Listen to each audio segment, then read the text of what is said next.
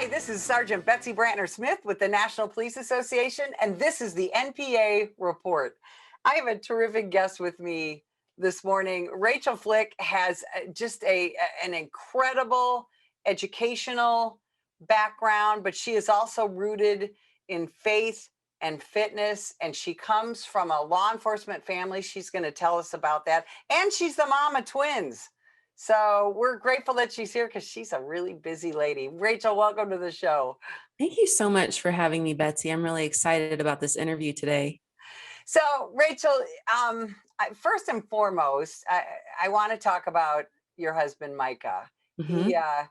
He was a police officer, and like Yes. so many police officers in this country, your husband paid the ultimate price for doing his job, didn't he? He did. He did. Yeah. In February of 2018, he was on an undercover task force for auto theft, and he and 9 other officers went to arrest a suspect that they had been following for over 8 hours that day. And when his partner went to arrest the suspect, he produced a gun and shot my husband's partner and then went to execute him. And Micah grabbed the gun, and in the wrestling for the gun, Micah was shot in the neck. And that is, and people don't always realize how quickly So fast. these situations develop. Hmm. Tell us what you remember about that day, obviously the worst day of your life. Yeah. Yeah.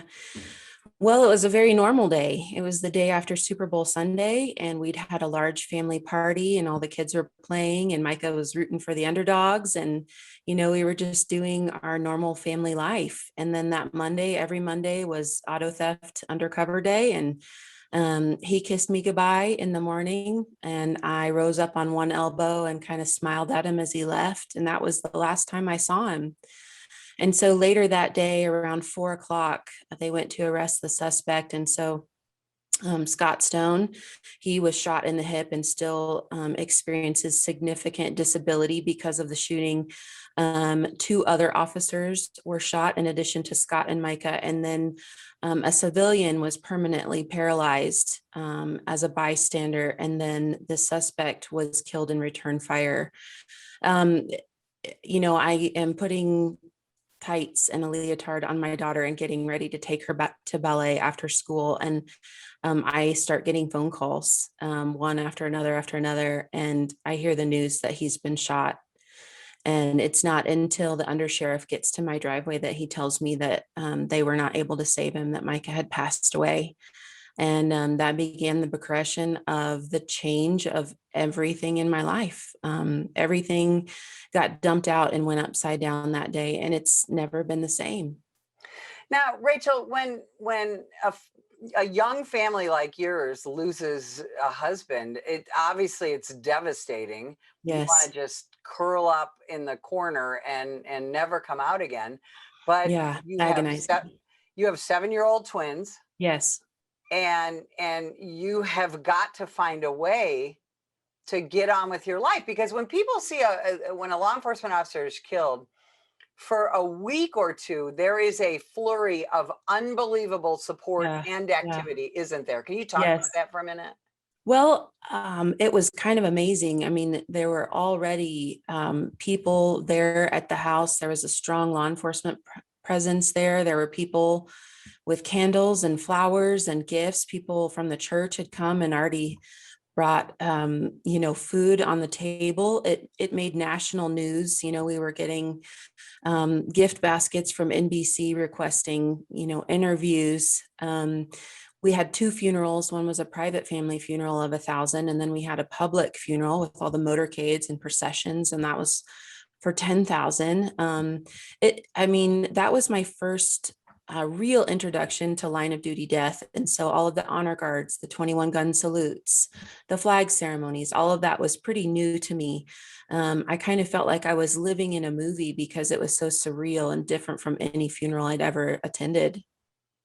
Well, and that all it's amazing. And I've been involved in those. I remember when Micah was killed, because I had worked Okay. Wow. I had worked undercover at one point and was doing national level training at that point. So Mm, I remember distinctively when he was killed, wow. and I remember all of the national attention and things like that. But after Mm-hmm. a point, then everybody kind of gets back to their normal lives. And here you are, Yeah. you're a working mom of Yes. twins, and now you're a widow, you're a young Yeah. widow. Let's talk about first what your faith meant in that period of time after all Yeah. the hoopla is gone and you're left to continue and live your life. Yeah, absolutely. Well, I'm a Christian, and I was active in my church and was serving in ministry at the time when Micah was killed with a ministry called Mothers of Preschoolers. It's an international ministry. It's incredible. I've been a Christian since I was a child. So this is very core to my being. I remember walking into the hospital with the undersheriff, with the heavy SWAT presence to Micah's body and just saying, God, I don't want you to use this for good. I don't want to join this club. I don't want anything to do with any of your promises that you redeem, what the locusts have eaten, that you restore what is lost. Like I was like, I want my husband. And so I immediately was just, up in arms with God in my relationship with him. But at the same time, I believed that he is who he says he is, that he is good and that he loves me. And that for a reason that I still don't always understand, he decided that he would allow Micah to give his life. And the scripture says, greater love has no man than this. And he laid down his life for his friend. And he did that for Deputy Scott Stone that day. And other officers on the op told me that if he hadn't given his life, we would be doing multiple funerals from that shooting. And so, there's some of those grounding elements of my faith. And there are also those days where I just stood and screamed at the sky and cried out to God, why? Why? And why is an important question, but it's not one that we really have the capacity to answer in this lifetime. And so you have to ask it, and then you have to surrender it, and continue to trust in faith that God does have a good plan for me and the twins and our family and everyone who's been affected by that loss. Right. I mean, just because I'm a Christian too, just because you're a Christian and you believe in the hereafter, it doesn't make it doesn't make it easy, does it? No, I mean, I think the thing that it gives us is we don't grieve like those without hope, Right. right? Like Mike is in heaven and I'm going to see him again. This isn't over. Right. And that is transformative in not getting stuck in your grief, not getting frozen in that loss, because there is no chapter 2 or continuation or ongoing healing. Right. And on your website, you talk about hope through resilience. And Yeah. so I want to talk about that. So Rachel, talk about your education a little bit and what you Okay. do for a living. Great. So I got my undergrad in exercise physiology, and I had a different plan for that degree than what has ended up in my life. But what has been beautiful about that is that I have my master's of arts in counseling. And what that has created in me is a passion for really holistic health, spirit, soul, mind, and body. Right. And I have the underpinning in my education to understand what healthy fitness and nutrition and a lifestyle looks like, and how those are all interconnected. One individual piece doesn't hold the key. They actually are all an interlocking puzzle to create a whole healthy person. Talk about how important fitness is when Yeah. we're talking about not just the physical health of a law enforcement officer, Yeah, but the mental health, because police officer absolutely. mental health right now Right. is a huge topic. It gets bigger every day in the atmosphere we're dealing with right now, doesn't it? Yes, it does. Well, our law enforcement officers are put into a state of fight or flight every single day. Right. And so what happens is we get this massive cortisol dump, and that creates all kinds of hormonal issues, that creates changes in the physical structure of the brain. It creates an increase in appetite, right? A more like a desire for carbs and to eat more unhealthy foods, right? Because you're just Donuts. donuts, right? That's why everybody's eating donuts. And so you really have to actively mitigate the effects of stress in the body, because that adrenaline and then the post-sympathetic adrenaline dump, where it's like bringing the body back into stasis, is very hard on the body. And you do that over and over again when you're responding to crises. And so exercise releases all kinds of hormonal balances your insulin and your metabolism, and it gives you this mental stability to be able to better tolerate, not eliminate.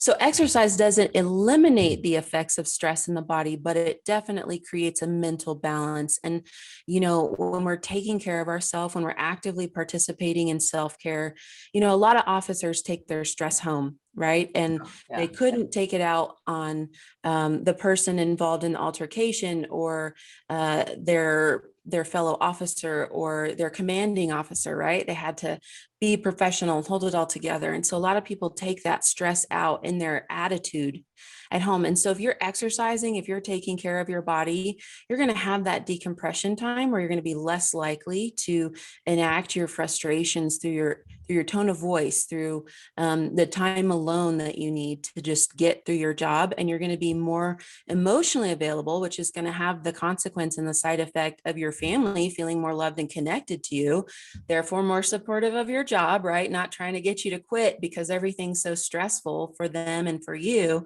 Right. And so it just pays an infinite amount of dividends. So let's talk about police kids.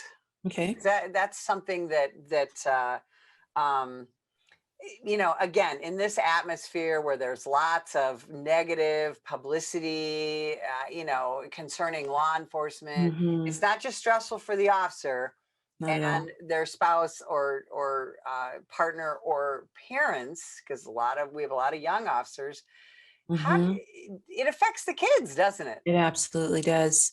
It affects them really directly in that it's not uncommon for officers to work exceptionally long hours, right? Like they have overtime and they're on call. And I don't know if we had more than a year in 10 years of marriage where Micah wasn't working a position where he carried a pager, and so that's like, dad might not be able to do this, or, we're going to this party or we're having this activity, but dad can't participate, and so that's a different style of family culture when you're constantly explaining why, mom or dad can't be at an event, or why mom or dad looks like a zombie because they're working night shift and you're having a birthday party, right? And they're trying to be present for that activity. So there's the family culture aspect of law enforcement for children. And then there is the larger cultural aspect, where, kids are hearing a lot of media about law enforcement, and, people saying, defund the police, or they're hearing things at school, and other kids are talking about police officers in a negative light. And there's been, curriculum that's been produced that has, it has the police, an anti-police bias in it, and so kids are being told these things. They're not sure if Black Lives Matter conflicts with what their parents do, or, does being a police officer mean that my parent is racist? These kind of conversations that kids are getting into, and just being exposed to, right? Like, do they have the tools to deal with that, depending on their age in school, and what they're being exposed to? And so that's definitely an additional level of stress for a law enforcement family. As a counselor, how do you recommend parents deal with that? And not just parents of law enforcement kids, but even because at the National Police Association, one of the things we do Mm-hmm. is we help pro police citizens learn ways that they can support that. So how can Yeah. our citizens who support us, how can they have those conversations with their own kids? Well, I think it's really important to recognize that there's no black and white, really easy answers. Like if you just check this box, everything will be fine. This is a very complicated, complex issue in society, and there are many layers to it. And there are many people who have a seat at the table or a perspective to bring to this, and so being willing to explore what they're hearing and seeing on the media, right? The riots and George Floyd and all of these names that have become household names, and businesses that are saying we support Black Lives Matter, or we've had protests against the law enforcement here in Colorado Springs, things like that, right? Where you're willing to talk about it when it comes up and as it comes up. I think obviously the age and development of the child is going to be really important in that conversation, and you want to create an age appropriate discussion that doesn't bring more details than you need. There's a lot of media out there with some very gory, explicit body camera footage, right? And everybody doesn't need to see that when they're children. And so, when you start thinking junior high and high school, that's going to be more of a consideration than when they're young. But I know even my children, having lost their daddy as a hero, it's incredibly confusing for them about why anybody wouldn't support law enforcement. Now, what about police spouses? That's that's an additional issue where, Yeah. and in fact, we have had police spouses and police parents have Mm, lost their jobs because of their relationship with a particular police officer who was involved in a particularly notorious case. So there's that, and again, there's stress involved yeah. in, and now it's not just um, sitting at home waiting for uh, what happened to you, the Hmm. undersheriff to pull in the driveway and get that Hmm. horrible news. But now it's, oh my gosh, if my husband or wife gets into a shooting, I'm going to have to pack up the kids and flee our home. I'm going to have to deal with, my husband or wife being called a murderer in the media. I mean, there's a whole lot of stress Yeah. involved in being a police spouse, Yeah. isn't there? How do Well, you, again, going back to A, you're a police spouse, and B, uh-huh. you're a professional. How Yeah. do you Well, recommend families deal with that? mhm. I'll personalize that. So Micah worked in detentions, and he arrested someone who was part of a gang and said he was going to kill Micah because of the charges brought against him. Right. And so we understand within the gang system that just because that person is in jail doesn't mean that they can't communicate a hit on an officer outside. And Exactly. so that was incredibly stressful for Micah, feeling like he could never, he was always watching his back, kind of a thing. Like when we're at church, when we're at a restaurant, when we're driving down the street, in 2016, officers were being slaughtered just in their car, right? Like people were walking up and assassinating them while Yes. they're doing paperwork, right? Which is not just, oh, they might have a bad day at work, or they might get involved in an officer involved shooting, but the potential of ambush has really upped the ante for police law enforcement families. And so I know of many families that, they would never wear a thin blue line t-shirt, right? They would never have a sticker on their car. They hide their spouse's profession, or they say they work for the city or for the government or something more neutral.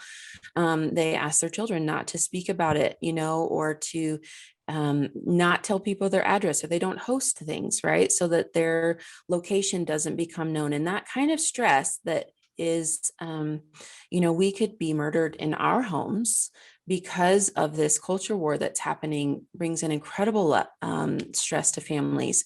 And then, I know of a situation here in Colorado where a woman who had an enemy for whatever reason, who created a false profile in her name and created racist content in a place on social media that would be found.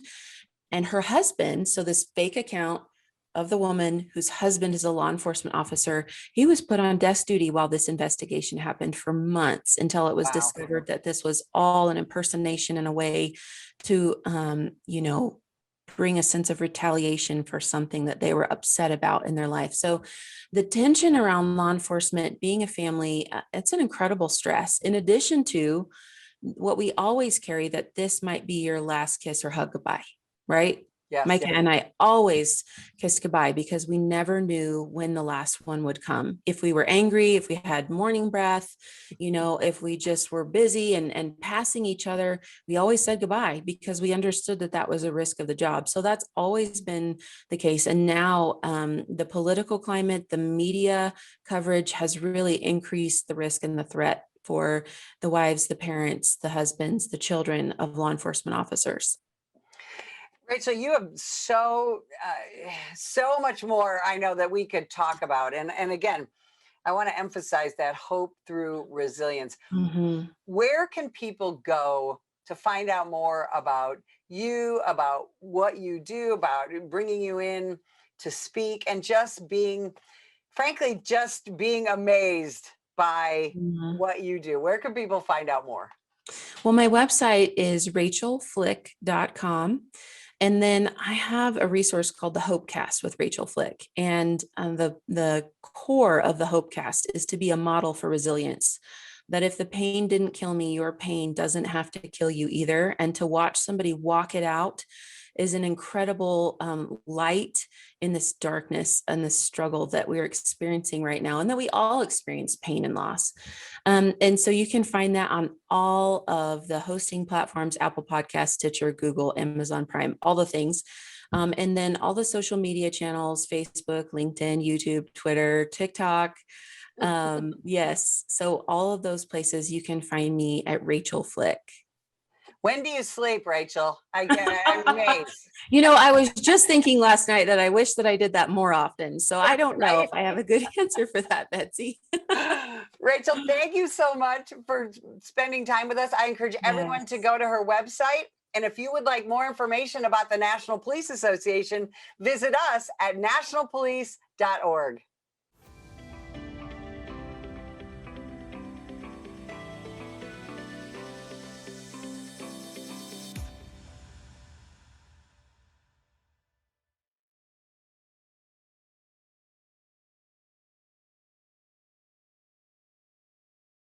This year, over 50,000 law enforcement officers have been assaulted while on duty. A vast number of these attacks were filmed and uploaded to social media in the pursuit of likes and attention. What they want to do is film you instead of like, what can I do to help this officer? Together, we can change this disturbing trend. If that individual would have hit the right spot, it could have been it for me. Last time I would have saw my wife, my kids. I'm Mike Solon. Law enforcement officers need your support. If you see an officer under attack, then follow these simple steps in order to help. 1. Call 911 and give the officer's exact location. 2. Ask the officer if you can assist. If the officer accepts, then do whatever you can do to safely help. 3. If the officer declines, then start filming and be a good witness. It's time to stop filming and start helping.